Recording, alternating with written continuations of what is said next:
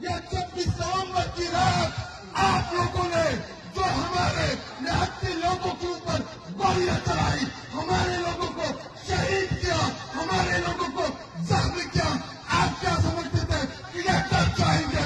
नहीं करेंगे।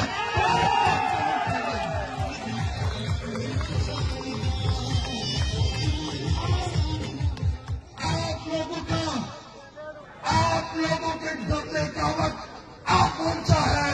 मेरा सवाल के नौजवानों, अगर इमरान खान कॉल देगा कि जीतो तो जाके जीतो,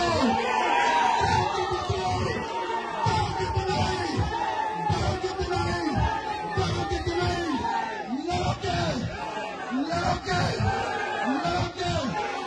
और एक बात याद रखो, जब तक इमरान खान साहब को हम रिहा नहीं करा लेते तब तक हम चैन से नहीं बैठेंगे।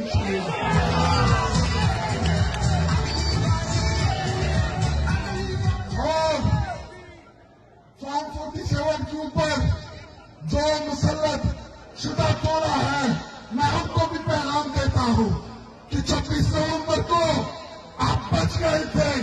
इस दफा आएंगे इंशाअल्लाह।